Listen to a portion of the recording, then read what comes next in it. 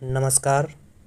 भारतीय अर्थव्यवस्था की वन लाइनर श्रृंखला में अध्ययन कर रहे टॉपिकों के अंतर्गत आज के टॉपिक में राजकोषीय घटनाक्रम एवं लोक वित्त के बारे में अध्ययन करेंगे।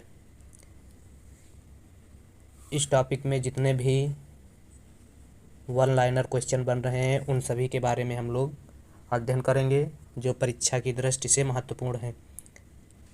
भारतीय अर्थव्यवस्था के अंतर्गत आने वाले टॉपिकों के अंतर्गत इसके पहले हम लोग 9 क्लासों में विभिन्न टॉपिकों के बारे में अध्ययन कर चुके हैं, जिसमें भारतीय अर्थव्यवस्था, सामान्य परिचय, भारत में आर्थिक नियोजन एवं पंचवर्षीय योजनाएं, योजना आयोग, राष्ट्रीय विकास परिषद, नीति आयोग, गरीबी बेरोजगारी, समावेशी विकास एवं वित्तीय समावेशन, गरीबी बेरोजगारी पर अंकुश लगाने के लिए चलाई गई योजनाएं, नीतियां एवं कार्यक्रम।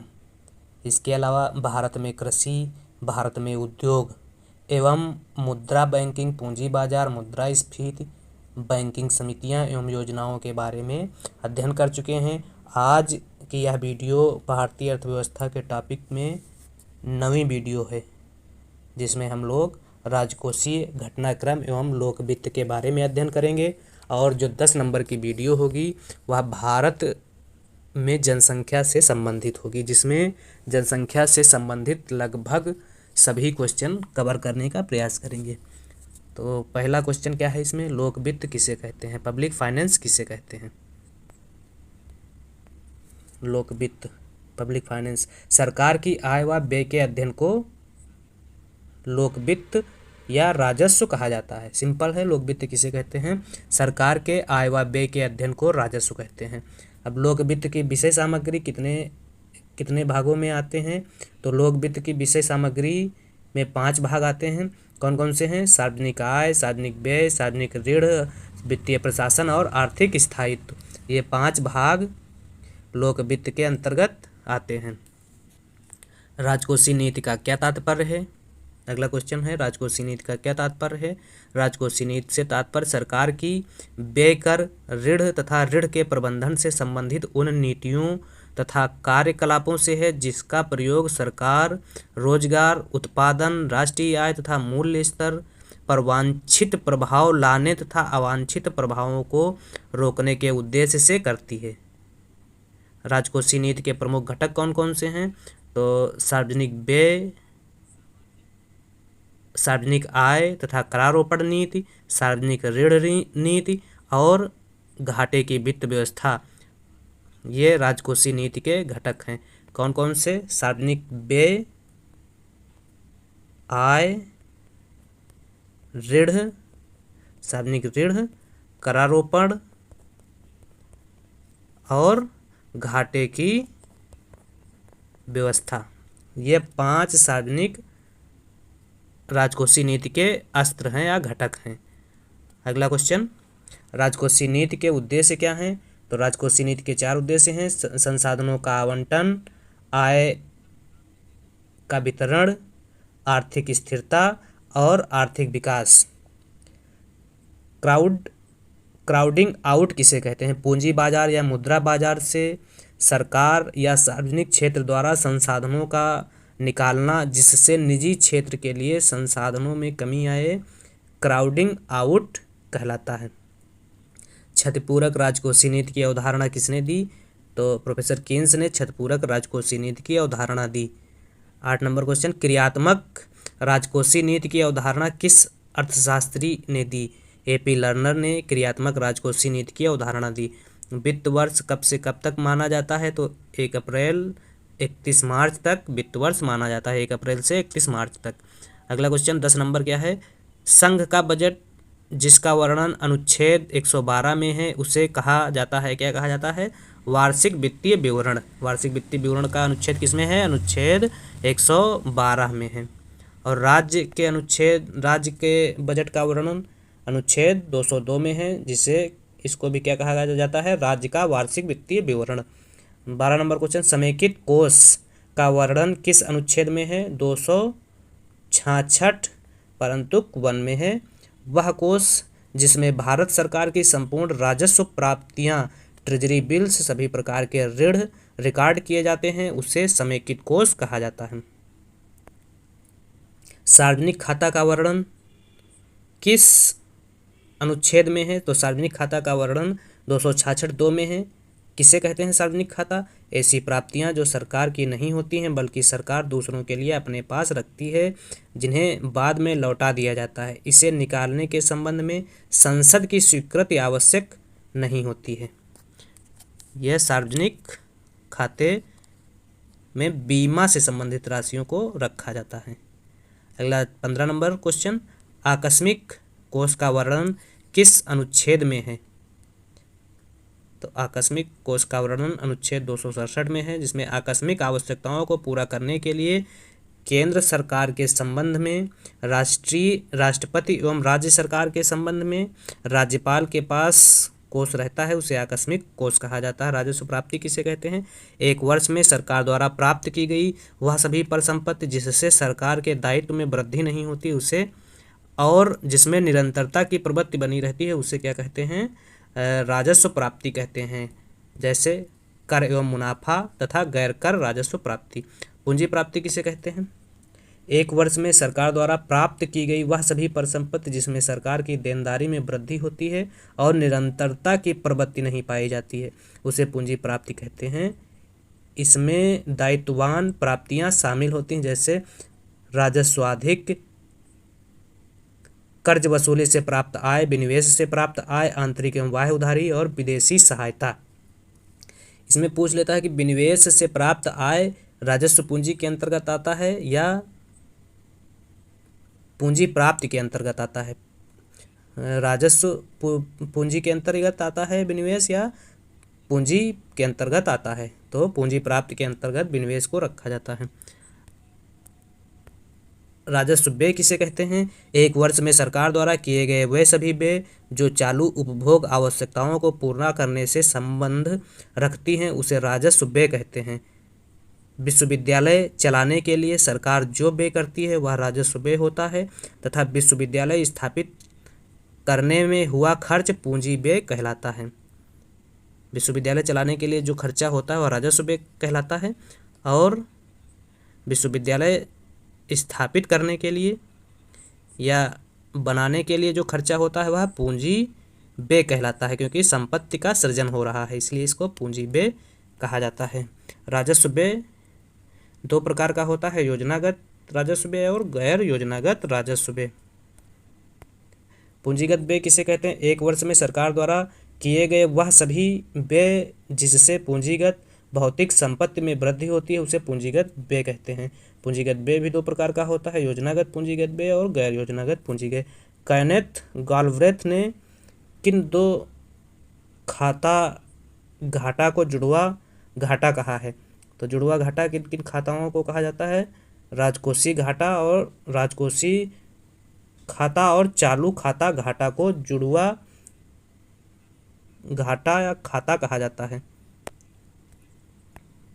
राजस्व घाटा बराबर क्या होता है? राजस्व घाटा राजस्व व्यय माइनस राजस्व प्राप्ति। बजट घाटा एक वर्ष में बजट में एक वर्ष में कुल प्राप्ति एवं कुल व्यय का अंतर, कुल व्यय माइनस कुल प्राप्ति, इसे क्या कहते हैं? बजट घाटा। बजट घाटा को एडहॉक ट्रेजरी बिल भी कहा जाता है, जो 91 दिन का होता है। एडहॉक ट्रेजरी बिल आरबीआई द्वारा जारी किया जाता था। 1996 में एडहॉक ट्रेजरी बिल समाप्त कर दिया गया। एडहॉक ट्रेजरी बिल समाप्त होने से कौन सा घाटा शून्य हो गया? बजट घाटा शून्य हो गया एडहॉक ट्रेजरी बिल के समाप्त होने से। एडहॉक ट्रेजरी बिल की जगह अर्थोपाय अग्रिम की घोषणा किस वर्ष की गई? तो अर्थोपाय अग्रिम की घोषणा 1997 में की गई। अर्थोपाय अग्रिम किसी घाटे में शामिल नहीं किया जाता है। अगला 24 नंबर क्वेश्चन, राजकोषीय घाटा की माप किस वर्ष चालू की गई? तो 1986 में सुखमय चक्रवर्ती समिति की अनुशंसा पर राजकोषीय घाटे की माप चालू की गई थी। राजकोषीय घाटा माप, राजकोषीय घाटा बराबर क्या होता है? बजट घाटा प्लस आंतरिक एवं बाह्य सार्वजनिक ऋण को राजकोषीय घाटा कहते हैं। राजकोषीय घाटा घाटे की सबसे बड़ी माप है। इस घाटे में सरकार का 1 वर्ष का सारा कर्जा शामिल होता है। प्राथमिक घाटा की संकल्पना किस वर्ष अपनाई गई? तो 1991 में डॉक्टर मनमोहन सिंह द्वारा सबसे पहले प्राथमिक घाटे की संकल्पना को अपनाया गया था। प्राथमिक घाटा क्या है? राजकोषीय घाटा माइनस ब्याज भुगतान। प्राथमिक घाटा राजकोषीय घाटा माइनस ब्याज भुगतान प्राथमिक घाटा कहलाता है। प्रभावी घाटा की नई संकल्पना किस बजट में घोषित की गई? तो प्रभावी घाटे की नई संकल्पना जो है वो 2011-12 में वित्त मंत्री प्रणब मुखर्जी द्वारा घोषित की गई थी। प्रभावी घाटा क्या है? राजस्व घाटा माइनस पूंजी संपत्ति के सृजन से संबंधित अनुदान। क्या है? प्रभावी घाटा बराबर राजस्व घाटा माइनस पूंजी परिसंपत्ति के सृजन से अनुदान। अगला क्रियात्मक घाटा बराबर क्या होता है? राजकोषीय घाटा माइनस स्फीति समायोजन को क्रियात्मक घाटा कहा जाता है। मौद्रिक घाटा बराबर बजटरी घाटा प्लस सामान्य ट्रेजरी बिल। सामान्य ट्रेजरी बिल 182 दिन वाला समाप्त कर दिया गया है। डाक ट्रेजरी बिल 91 दिन वाला भी समाप्त कर दिया गया है। 7 और 14 दिवसीय ट्रेजरी बिल जारी है, इसे केवल सरकार बेच सकती है। मतलब 7 दिवसीय और 14 दिवसीय ट्रेजरी बिल चल रहा है जिसे केवल सरकार ही बेच सकती है। 32 नंबर क्वेश्चन, राजस्व घाटा केवल राजस्व की स्थिति प्रस्तुत करता है, ये बताया गया है। कुछ तथ्य हैं उनके बारे में बताया गया है। राजस्व घाटा केवल राजस्व की स्थिति को प्रस्तुत करता है। दूसरा तथ्य क्या है? अर्थव्यवस्था की चालू राजकोषीय स्थिति व्यक्त करने हैं तो राजकोषीय घाटा बेहतर होता है। तीसरा तथ्य क्या है? सरकार द्वारा लिए गए समस्त ऋण राजकोषीय घाटा में शामिल हैं और अर्थोपाय अग्रिम किसी भी घाटा में शामिल नहीं किया जाता है। यह तथ्य थे कुछ। अगला बजट घाटा 2023-24 में घाटे की स्थिति क्या है? 2022-23 में अनुमान क्या था और 23-24 में अनुमान क्या है? राजकोषीय घाटा 2022-23 में बजट अनुमान 6.4 था, 2023-24 में 5.9 है और 2025-26 तक इसे 4.5% पर लाना है। राजस्व घाटा 2022-23 में अनुमान 3.8 था, 2023-24 में अनुमान 2.9 है। प्राथमिक घाटा 22-23 में 2.8 था और 23-24 में 2.3 है। प्रभावी घाटा 22-23 में 2.6 था और प्रभावी घाटा 23-24 में 1.7 है, अनुमान है। कर किसे कहते हैं? कर एक अनिवार्य भुगतान है जिसका निर्धारण सरकार करती है और इसके भुगतान से किसी भी प्रकार की संतुष्टि प्राप्त नहीं होती है। कर सरकारी राजस्व का रूप है जिससे सरकार का राजस्व बढ़ता है। 35 नंबर क्वेश्चन, प्रत्यक्ष कर किसे कहते हैं? सरकार जिस व्यक्ति पर कर लगाती है वही व्यक्ति वास्तविक रूप से उस कर का भुगतान करता है तो उसे प्रत्यक्ष कर कहते हैं। जिस कर का कराघात एवं करापात एक ही व्यक्ति पर होता है उसे प्रत्यक्ष कर कहते हैं। जो कर विवर्तन योग्य नहीं होता है उसे क्या कहते हैं? प्रत्यक्ष कर कहते हैं। प्रत्यक्ष कर के प्रमुख उदाहरण क्या हैं? आयकर 1860 में जेम्स बिल्सन द्वारा लगाया गया था। निगम कर कंपनी के वार्षिक लाभ पर लगने वाला कर 1954 में कलडार समिति की अनुशंसा पर लगाया गया था। संपत्ति कर किसी व्यक्ति की संपत्ति जैसे जमीन मकान शेयर पर लगने वाला कर 1956 में कलडार समिति की अनुशंसा पर लगाया गया था, 2016 में समाप्त कर दिया गया। संपदा कर उत्तराधिकार के रूप में अर्जित संपत्ति पर कर 1952 में लगाया गया था। तो प्रत्यक्ष कर के उदाहरण क्या हैं? आयकर जो सीधे व्यक्ति द्वारा वहन किया जाता है, निगम कर, संपत्ति कर, संपदा कर। उपहार कर, असामान्य लाभ कर, प्रतिभूत लेन देन कर, व्यय कर। उपहार कर क्या है? प्रारंभ में जो व्यक्ति उपहार देता था उस पर लगने वाला कर या पाने वाले पर नहीं, जो व्यक्ति देता था उस पर लगाया जाता था। 1965 में इसे समाप्त किया गया, 2008 में संशोधित रूप में लगाया गया। अब संशोधित रूप में क्या लगाया गया इसमें बताया गया, उपहार देने वाले पर नहीं बल्कि लेने वाले पर कर का निर्धारण किया गया। 2008 में पलट दिया गया। असामान्य लाभ कर, इसमें क्या है? मौद्रिक आय के ऊपर मिलने वाले असामान्य लाभ आय पर लगने वाला कर 2005 में लागू किया गया और 2008 में समाप्त कर दिया गया। प्रतिभूति लेन देन कर प्रत्यक्ष कर का उदाहरण है, जिसमें प्रतिभूति के क्रय विक्रय पर लगने वाला कर 2004 में इसे लागू किया गया। व्यय कर समाप्त कर दिया गया, जो केल्डार ने लगाने की सिफारिश की थी। 37 नंबर क्वेश्चन, उपकर किसे कहते हैं?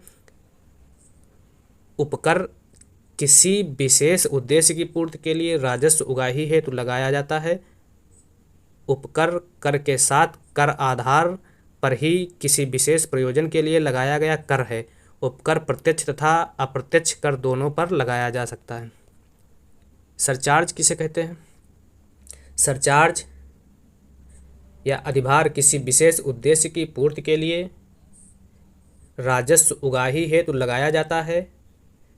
अधिभार को कर के ऊपर कर के रूप में जाना जाता है। अधिभार मुख्य रूप से प्रत्यक्ष कर पर लगाया जाता है। अधिभार तथा उपकर की प्राप्ति को राज्य के विवरण योग्य पुल में नहीं रखा जाता है। इससे राजस्व को उन उद्देश्यों पर लगाया जाता है जिसके लिए इन्हें लगाया जाता है। मतलब सरचार्ज से या उपकर से प्राप्त राजस्व जो है, जिन उद्देश्य की पूर्ति के लिए लगाया जाता है, उन्हीं उद्देश्यों पर ही खर्च किया जाता है। प्रत्यक्ष करों की उगाही से जुड़े सभी मामलों का निपटारा कौन करता है? तो central board of direct taxation CBDT प्रत्यक्ष करों से जुड़े संबंधित सभी मामलों का निपटारा करती है। अब बजट 2023-24 वर्तमान और प्रस्तावित दरें। 0% 2.5 लाख रुपए तक। प्रस्तावित आय स्लैब में 3 लाख रुपए तक 0% है। 5% 2.5 लाख से 5 लाख तक है वर्तमान स्लैब, और प्रस्तावित 3 से 6 लाख। 10% कर की दर 5 से 7.5 लाख रुपए अगर इनकम है वार्षिक वर्तमान स्लैब के अनुसार, और प्रस्तावित 6 से 9 लाख रुपए। 15% 7.5 से 10 लाख रुपए वार्षिक इनकम है, और प्रस्तावित में 9 से 12 लाख है। 20% 10 से 12 लाख रुपए वार्षिक इनकम है, और प्रस्तावित में 12 से 15 लाख रुपए है। 25% कर की दर अगर इनकम 12 से 15 लाख वार्षिक है तो 25% कर देना पड़ेगा, और 30% 15 लाख प्लस है और 15 लाख प्लस है प्रस्तावित दोनों में। वरिष्ठ नागरिक 60 से 80 वर्ष 3 लाख रुपए तक की छूट है। अति वरिष्ठ नागरिक 80 प्लस के लिए 5 लाख रुपए तक की छूट है। सरचार्ज 15 से 50 लाख रुपए वार्षिक इनकम है तो 10% सरचार्ज, और 50 लाख प्लस है तो 20% सरचार्ज लगाया जाएगा। 41 नंबर क्वेश्चन, अप्रत्यक्ष कर किसे कहते हैं? सरकार जिस व्यक्ति पर कर लगाती है उस कर उस व्यक्ति द्वारा न दिया जाए बल्कि दूसरे पर टाल दिया जाए तो उसे अप्रत्यक्ष कर कहते हैं। जिस कर का कराघात एवं करापात अलग अलग व्यक्तियों पर होता है उसे अप्रत्यक्ष कर कहते हैं। जो कर विवर्तन योग्य होता है उसे अप्रत्यक्ष कर कहते हैं। कर विवर्तन किसे कहते हैं? कर विवर्तन एक गैर कानूनी प्रक्रिया है। जब कोई व्यक्ति अपने कर के भार को दूसरे व्यक्ति पर टालने में सफल हो जाता है तो उसे कर विवर्तन कहते हैं। कर विवर्तन कैसी प्रक्रिया है? गैर कानूनी प्रक्रिया है। अप्रत्यक्ष कर के प्रमुख उदाहरण कौन कौन से हैं बताइए? सीमा कर, निर्यातों और आयातों पर लगने वाले कर को सीमा कर कहते हैं। केंद्रीय उत्पाद शुल्क, उत्पादित वस्तुओं की मात्रा या मूल्य पर लगने वाले कर को केंद्रीय उत्पाद कर कहते हैं। केंद्रीय उत्पाद शुल्क अप्रत्यक्ष कर तथा प्रपाती प्रभाव देखने को मिलता है केंद्रीय उत्पाद कर में। एल.के. झा कमेटी 1976 सुझाव देती है तो मूल्य वर्धित कर वैट लागू करने का सुझाव देती है।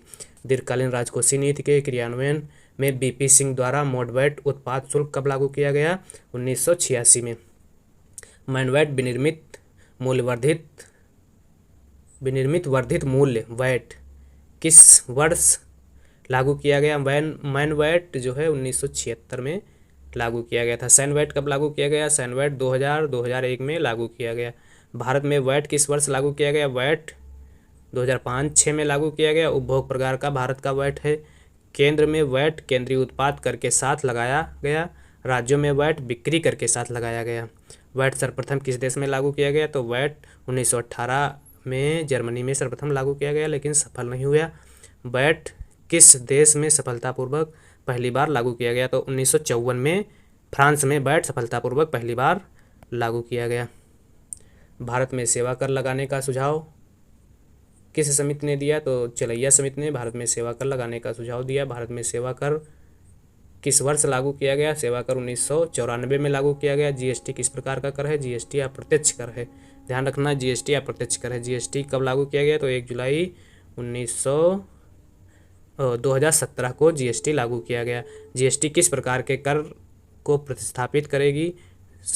केंद्र सरकार एवं राज्य सरकार द्वारा लगाए गए अप्रत्यक्ष कर को जीएसटी प्रतिस्थापित करेगी, जैसे सीमा शुल्क, उत्पाद शुल्क, सेवा बिक्री कर, वैट कर, स्टाम्प एवं पंजीयन शुल्क, परिवहन शुल्क, प्रवेश कर, विज्ञापन कर, शिक्षा कर, मनोरंजन कर। इन सब करों को एक साथ जोड़कर जीएसटी लगाने की बात की गई और 1 जुलाई 2017 से लागू कर दिया गया। 57 नंबर क्वेश्चन, अप्रत्यक्ष कर में किस कर को जीएसटी में शामिल नहीं किया गया? तो सीमा शुल्क को जीएसटी में शामिल नहीं किया गया। शराब, तंबाकू, बिजली, भूमि एवं भवन संपदा, शिक्षा, स्वास्थ्य को जीएसटी से बाहर रखा गया है। सीमा शुल्क को भी नहीं शामिल किया गया।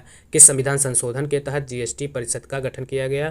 तो 122वें संविधान संशोधन के तहत जीएसटी परिषद का गठन किया गया। राज्य सरकार के प्रत्यक्ष कर कौन कौन से हैं? भू राजस्व कर, कृषि आय पर कर, होटल प्राप्ति पर कर, व्यवसाय पर कर, अचल संपत्ति पर कर और पथ कर।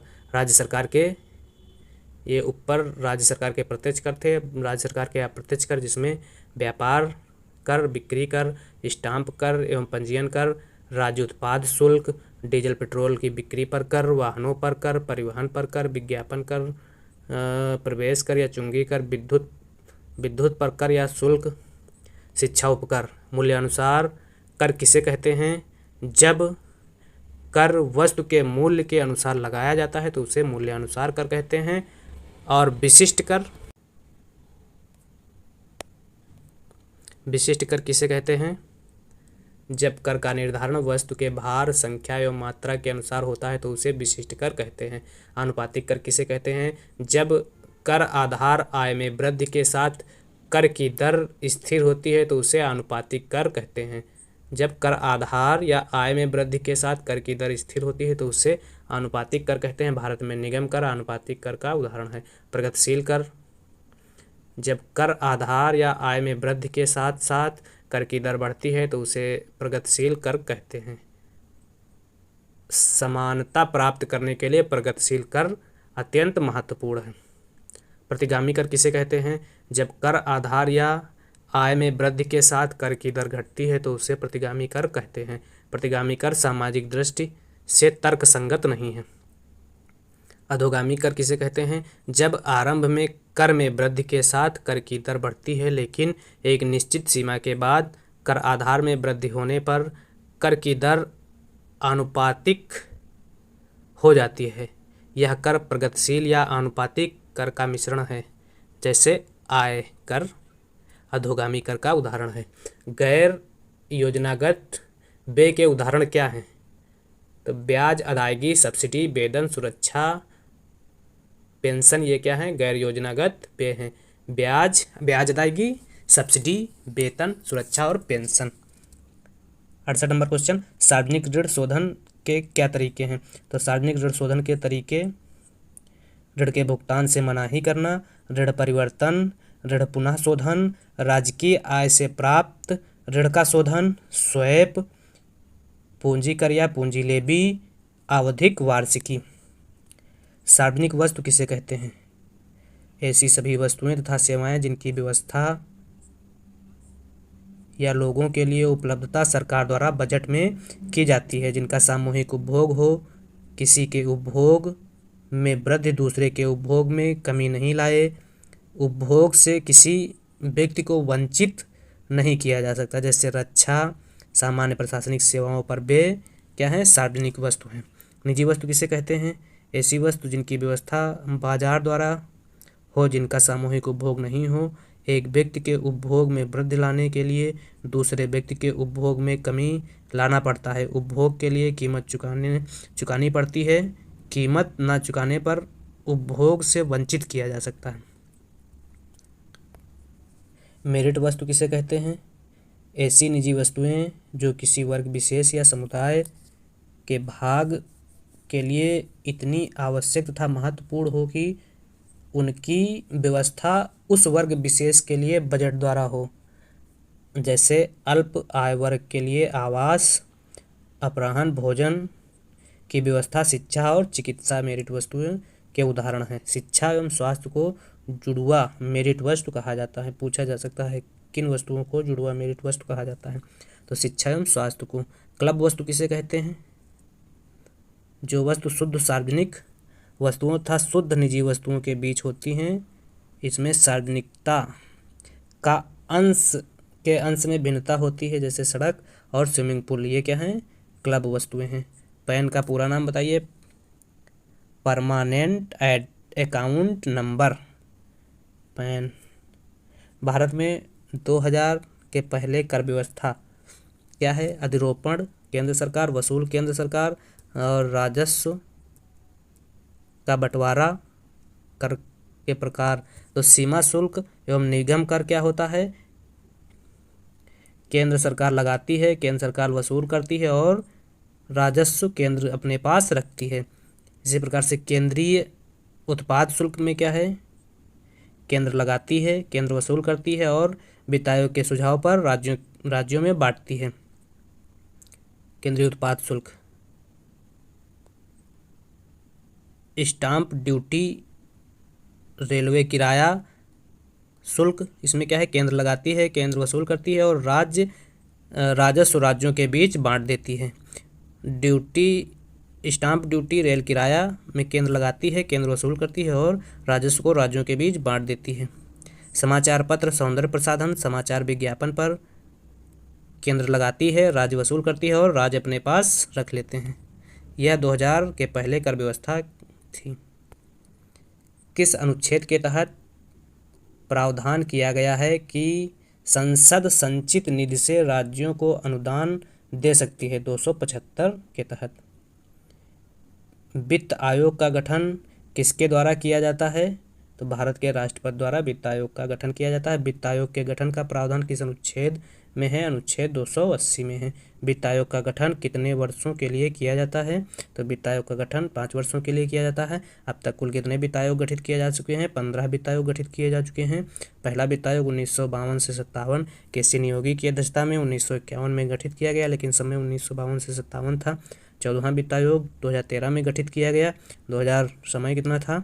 2015 से 2020 के बीच समय था। अध्यक्ष YV रेड्डी थे। और 15वां वित्त आयोग 2017 में गठित किया गया। 2021 से 26 के बीच समय था और NK सिंह अध्यक्ष थे। 78 नंबर क्वेश्चन। 15वें वित्त आयोग में केंद्रीय करों की शुद्ध प्राप्तियों में राज्यों को कितने प्रतिशत देने की बात कही गई है? तो यह 41% देने की बात कही गई है।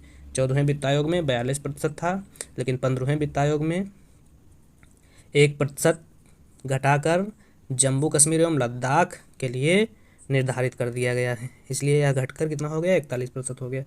79 क्वेश्चन। 15वें वित्त आयोग के अनुसार केंद्र द्वारा हस्तांतरित करों में सबसे ज़्यादा हिस्सा किसका है? सबसे ज़्यादा हिस्सा 17.939% उत्तर प्रदेश, सेकेंड नंबर पे 10.058% बिहार और थर्ड नंबर पे 7.85% MP या मध्य प्रदेश है। 15वें वित्त आयोग द्वारा 2021-26 हेतु निर्धारित मापदंड। तो क्या निर्धारित मापदंड है? आयकर अंतराल 45%, क्षेत्रफल 15%, जनसंख्या 2011 15%, जननांकीय प्रदर्शन 12.5%, वन एवं पारिस्थितिकी 10%, कर एवं राजकोषीय प्रयास 2.5%। 81 नंबर। कर लोच किसे कहते हैं? राष्ट्रीय आय में सापेक्षिक परिवर्तन से कर राजस्व में होने वाले सापेक्षिक परिवर्तन को कर की लोच कहते हैं। कर लोच बराबर क्या होता है? कर राजस्व में प्रतिशत परिवर्तन, राष्ट्रीय आय में प्रतिशत परिवर्तन। कर प्रफुल्लता किसे कहते हैं? कर लोच क्या है? कर राजस्व में प्रतिशत परिवर्तन बटे राष्ट्रीय आय में प्रतिशत परिवर्तन। अब कर प्रफुल्लता किसे कहते हैं? राष्ट्रीय आय, कर दर एवं कर आधार में होने वाले परिवर्तन से जब कर राजस्व में परिवर्तन होता है तो उसे कर प्रफुल्लता कहते हैं। कर राजस्व बराबर कर राजस्व में प्रतिशत परिवर्तन बटे नेशनल इनकम, राष्ट्रीय आय, कर दर, कर आधार एवं आय में प्रतिशत परिवर्तन क्या है? कर प्रफुल्लता कहलाती है। तल कर्षण किसे कहते हैं? कर में वृद्धि होने से स्फीति बढ़ती है तथा स्फीति बढ़ने से राजकोषीय घाटा बढ़े तो इसे तलकर्षण कहते हैं। अगला 84, विनियोग विधेयक किसे कहते हैं? विनियोग विधेयक सरकार को किसी वित्तीय वर्ष के दौरान व्यय की प्राप्ति के लिए भारत की संचित निधि से धनराशि निकालने की शक्ति देता है। अनुच्छेद 114 के अनुसार सरकार संसद में अनुमोदन प्राप्त करने के बाद ही संचित निधि से धन निकाल सकती है। लेखानुदान किसे कहते हैं? संविधान के अनुच्छेद 116 के अनुसार लेखानुदान केंद्र सरकार के लिए अग्रिम अनुदान के रूप में है। इसे भारत की संचित निधि से अल्पकालिक व्यय की आवश्यकता को पूरा करने के लिए प्रदान किया जाता है और आमतौर पर नए वित्तीय वर्ष के कुछ शुरुआती महीनों के लिए जारी किया जाता है। एक चुनावी वर्ष के दौरान सरकार या तो अंतरिम बजट या लेखानुदान जारी करती है। अनुपूरक बजट किसे कहते हैं?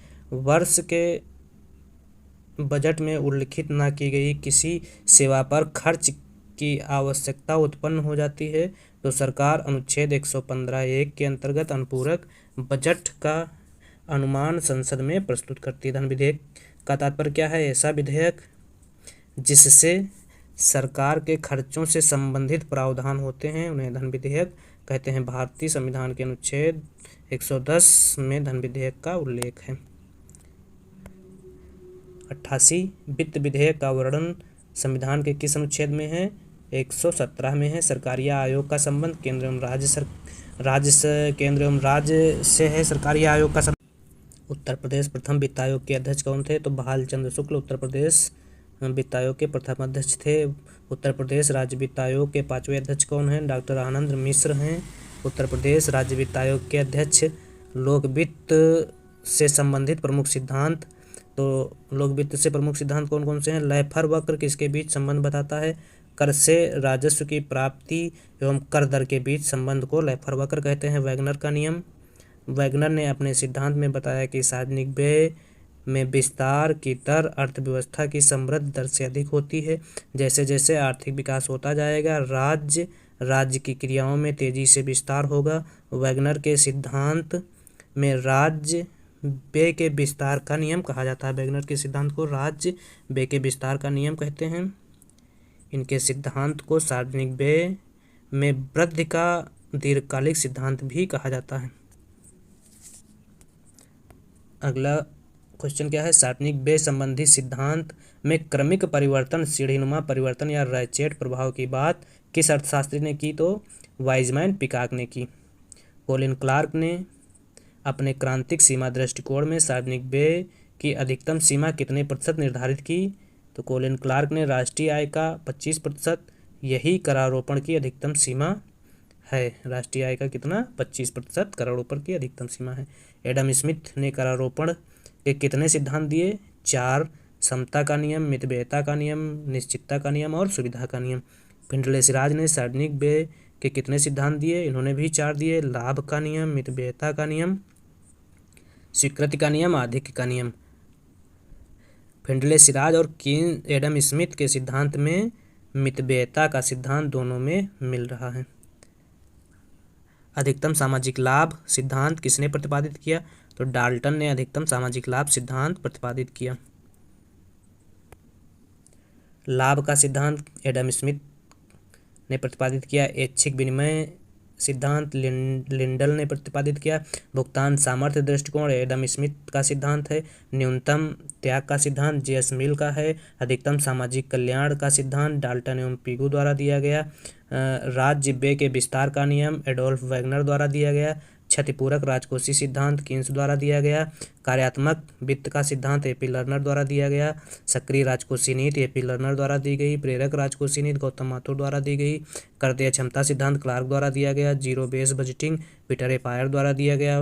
वैट एफ वान सीमेंस द्वारा 1918 में वैट प्रस्तुत किया गया। डिस्पैरिटी टैक्स गौतम माथुर द्वारा प्रतिपादित किया गया।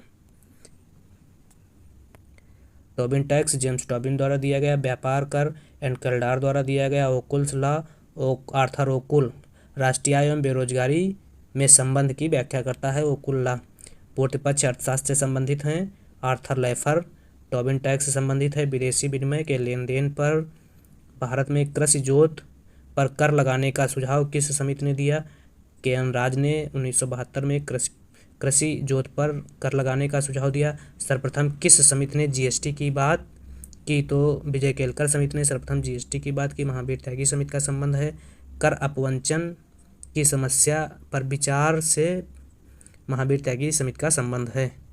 FRBM act, physical responsibility and budget management act किस वर्ष पारित किया गया? 2003 में। FRBM एक्ट लागू कब किया गया? तो यह लागू किया गया 2004 में। तो आज के इस वीडियो में हम लोगों ने लगभग 130 वन लाइनर प्रश्नों का अध्ययन किया जो राजकोषीय घटनाक्रम एवं लोकवित्त से संबंधित थे। अब अगली भारतीय अर्थव्यवस्था के टॉपिक में जो अगला टॉपिक रहेगा वह भारत में जनसंख्या से संबंधित रहेगा, और इसके बाद जनसंख्या के बाद एक और टॉपिक रहेगा जिसका नाम भारत में ऊर्जा संसाधन है। और ऊर्जा संसाधनों के साथ ही भारतीय अर्थव्यवस्था का जो वन लाइनर का यह श्रृंखला थी वह समाप्त होगी। तो आज की वीडियो कैसी लगी आप लोग अध्ययन करिए, देखिए, समझिए और बताइए नीचे कमेंट में।